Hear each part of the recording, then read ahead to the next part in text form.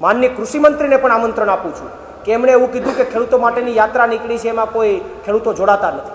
તો હું એમને આમંત્રણ આપું છું કે આજની યાત્રા રાજકોટમાં છે, પધારો, અમારા મહેમાન બનો, યાત્રામાં જોડાઓ. કેટલા ખેડૂતો આ યાત્રામાં જોડાય છે એ તમને તમારી પોતાની દ્રષ્ટિથી જુઓ તો તમને ખ્યાલ આવશે કે કેટલા બધા ખેડૂતોને સરકારથી અસંતોષ છે, સરકારથી પ્રશ્ન છે.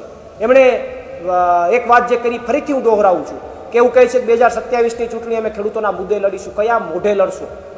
ખેડૂતોનો એક પણ પ્રશ્નનું નિરાકરણ નથી. ખેડૂતોને લાઠી વરસાવી છે, ખેડૂતોને માર માર્યો છે. કયા મોઢે તમે ચૂંટણી લડવા જશો? નમસ્કાર મિત્રો, જીતુ વાઘાણીને આમ આદમી પાર્ટીની સભામાં આવવાનું નિમંત્રણ.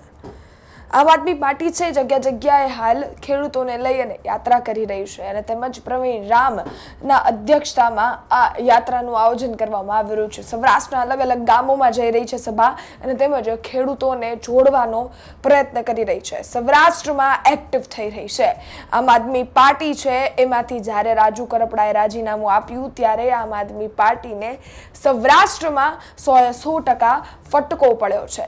અનેકવાર આમ આદમી પાર્ટીએ સભાઓ કરી છે. ભૂતકાળમાં પણ આમ આદમી પાર્ટી સૌરાષ્ટ્રમાં એક્ટિવ હતી. જ્યારે રાજુ કરપડા આમ આદમી પાર્ટી સાથે જોડાયેલા હતા, આમ આદમી પાર્ટીના સભ્ય હતા, ત્યારે આમ આદમી પાર્ટી છે સૌરાષ્ટ્રમાં ખૂબ એક્ટિવ હતી. રાજુ કરપડાને આપણે અનેક વાર જોયા છે, ખેડૂતોના મુદ્દે બોલતા જોયા છે અને તેમજ સૌરાષ્ટ્રના ગામના ખેડૂતો સુધી આમ આદમી પાર્ટીને પહોંચાડવાનું કામ કર્યું છે. પરંતુ આમ આદમી પાર્ટીમાંથી જ્યારે રાજુ કરપડા નીકળ્યા, જ્યારે બોટાદ કડદાકાંડ થયો, ત્યારબાદ જેલવાસ થયો અને તેમજ જેલથી બહાર આવતા રાજુ કરપડાએ જ આમ આદમી પાર્ટીના નેતાઓ ઉપર પ્રહાર કરતા તેમને એ પાર્ટી છે, એ પક્ષ છે, તેની સાથે છેડો ફાડી નાખ્યો. ત્યારબાદ આમ આદમી પાર્ટી છે તેને ખેડૂતોમાં 100% ફટકો પડ્યો છે. કારણ કે જે લોકો ભારતીય જનતા પાર્ટી છે તેને વોટ નહોતા દેવા ઈચ્છતા, તે ખેડૂતો છે તેની જે માંગો પૂર્ણ નહોતી થતી, એની પાસે એક વિકલ્પ રાજુ કરપડા આમ આદમી પાર્ટી હતો. પરંતુ આમ આદમી પાર્ટીમાંથી રાજુ કરપડા જ્યારે ગયા છે, જ્યારથી છોડ્યું છે ત્યારથી સૌરાષ્ટ્રમાં આમ આદમી પાર્ટીને ફટકો પડ્યો છે. સૌરાષ્ટ્રની સ્થિતિ હાલ આમ આદમી પાર્ટીને લઈ અને નબળી છે. એમ જ હાલ આ સમગ્ર વસ્તુને લઈ અને બોટાદ કડદાકાંડ થયા બાદ પ્રવીણ રામ છે એને મુહિમ પકડી છે. રાજુ કરપડાએ છોડી અને પ્રવીણ રામે ઉચકી લીધી.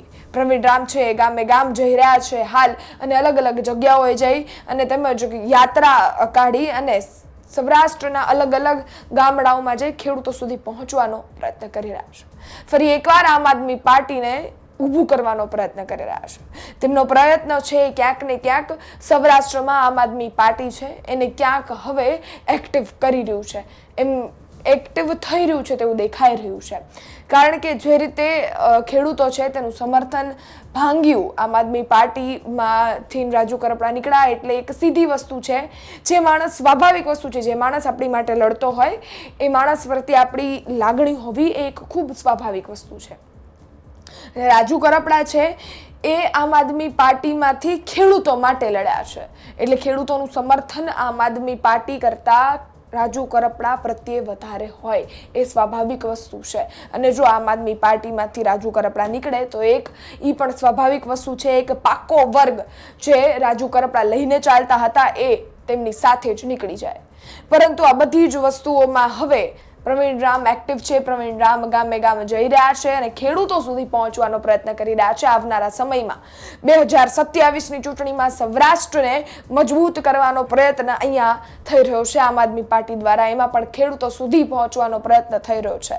કારણ કે એક જ એવો મુદ્દો છે જેનાથી સરકારની પણ એ દુખતી નસ છે અને તેમજ વિપક્ષની પણ એ પકડનારી નસ છે, જેનાથી કોઈ જ પણ પક્ષ મજબૂત બની શકે, એ છે ખેડૂત. અને તેમજ આને લઈ અને હવે પ્રવીણ રામ એક્ટિવ છે. સૌરાષ્ટ્રના ગામે ગામડાએ જઈ રહ્યા છે અને તેમજ ત્યાં જઈ સભાઓનું આયોજન કરી રહ્યા છે. તમે જોવો કે પ્રવીણ રામ છે એને નિવેદન આપ્યું અને તેમજ જીતુ વાઘાણી જે કૃષિ મંત્રી છે એને આમંત્રણ આપ્યું છે. કારણ કે જીતુ વાઘાણીએ એવું કહ્યું છે કે આમ આદમી પાર્ટીના લોકો છે એ સભા છે એમાં ખેડૂતો એટલી સંખ્યામાં હાજર નથી રહેતા અને એનો જ જવાબ પ્રવીણ રામે આપ્યો છે. પ્રવીણ રામે કહ્યું છે કે જો આ સ્થિતિ હોય તો તમે એકવાર આવો, હું તમને મારી સભામાં આમ આદમી પાર્ટીની ખેડૂતોની જે યાત્રા છે, સભા છે, એમાં આમંત્રણ આપું છું. તમે એકવાર આવી અને જુઓ અને પછી તમે કહેજો કે ભારતીય જનતા પાર્ટીથી ખેડૂતો કેટલા નારાજ છે, ખેડૂતો કેટલા કહેવાય કે રૂઠીને બેઠા છે, તેમની પરિસ્થિતિનો નિકાલ હજી નથી લાવ્યો. અને તેમજ ભારતીય જનતા પાર્ટી એવું કહે છે કે આવનારા 2027માં એ ખેડૂતોના મુદ્દે ચૂંટણી લડશે. તેમજ પ્રવીણ રામે એવું પણ કહી દીધું કે કયા મોઢે તમે આ લડશો, એ કોઈ ખેડૂતોના કામ તો હજી સુધી કરવામાં નથી આવ્યા. આવી વાત પણ અહીંયા પ્રવીણ રામ દ્વારા કરવામાં આવી છે. સાથે જ સૌથી મોટી વાત, પ્રવીણ રામે એવું કહ્યું કે સૌ પ્રથમવાર આમ આદમી પાર્ટી છે તે પહોંચવાનો ખેડૂતો સુધી, સૌરાષ્ટ્રના, ગુજરાતના ખેડૂતો સુધી પહોંચવાનો પ્રયત્ન કરી રહી છે. તો કહેવાનું એટલું જ, પ્રવીણભાઈને પણ અને આમ આદમી પાર્ટી જે સક્રિય એક્ટિવ અત્યારે ફરી એકવાર સૌરાષ્ટ્રમાં થવાનો પ્રયત્ન કરી રહી છે, જ્યારે કે આમ આદમી પાર્ટીએ ભૂતકાળમાં પણ અનેક ખેડૂતોની સભાઓ કરી છે અને તેમજ ભૂતકાળમાં આમ આદમી પાર્ટી છે એ સૌરાષ્ટ્રમાં ખેડૂતોમાં વર્ચસ્વ ધરાવતી હતી. એટલે જ બોટાદ ગળદાકાંડ થયો અને તેમજ ત્યાંથી આટલી સંખ્યામાં ખેડૂતો છે તેણે હાજરી આપી અને તેમજ હાજરી આપતા આમ આદમી પાર્ટીનું સમર્થન કર્યું. જો આ વસ્તુ ન હોત, જો આમ આદમી પાર્ટી ભૂતકાળમાં ખેડૂતો સુધી ન પહોંચી હોત તો આ વસ્તુ અશક્ય હતી. એટલે પ્રવીણ રામ દ્વારા જે આ સ્ટેટમેન્ટ આપવામાં આવ્યું છે કે સૌ પ્રથમવાર સૌરાષ્ટ્રના, ગુજરાતના ખેડૂતો સુધી પહોંચવાનો સૌથી મોટો પ્રયત્ન થઈ રહ્યો છે.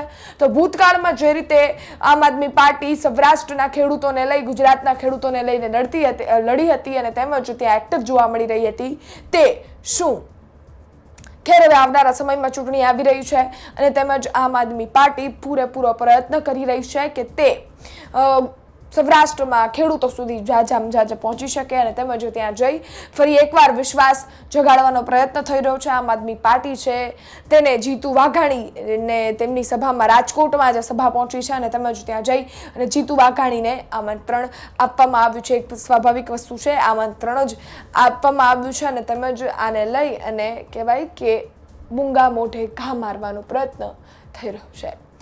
તમારું શું માનવું છે આ વસ્તુને લઈ? તેમજ રાજુ કરપડા ના ગયા પછી સૌરાષ્ટ્રમાં આમ આદમી પાર્ટી કઈ રીતે ફરી એકવાર ઊભી થશે? પ્રવીણ રામ જે રીતે પ્રયત્ન કરી રહ્યા છે, તેમણે ખેડૂતોની મુહિમ જે રીતે પકડી છે અને તેમજ ફરી એકવાર તે સૌરાષ્ટ્રમાં જઈ ખેડૂતોને તેમની સાથે લેવાનો પ્રયત્ન કરી રહ્યા છે, તેમની સાથે જોડવાનો પ્રયત્ન કરી રહ્યા છે, કેટલા અંશ સુધી કહેવાય કે સક્સેસફુલ થાય છે, કેટલા અંશ સુધી તેમને ફાયદાલાયક થાય છે, તે આવનારો સમયમાં જોવું રહ્યું. અને સાથે જ આ સમગ્ર ઘટનાને લઈને તમારું શું માનવું છે? પ્રવીણ રામના નિવેદનને લઈને રાજુ કરપડાના આમ આદમી પાર્ટી છોડ્યા બાદ સૌરાષ્ટ્રનો હાલ જોઈ અને આમ આદમી પાર્ટીની સક્રિયતા જોઈ, સાથે જ જીતુ વાઘાણીના આ આમંત્રણવાળા નિવેદનને લઈ તમારું શું માનવું છે? તમારા અભિપ્રાય શું છે? કમેન્ટ બોક્સમાં ચોક્કસથી લખજો.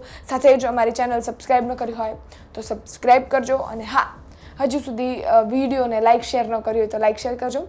ફેસબુક, ઇન્સ્ટાગ્રામ પર જોઈ રહ્યા હો તો ફોલો કરજો. ધન્યવાદ.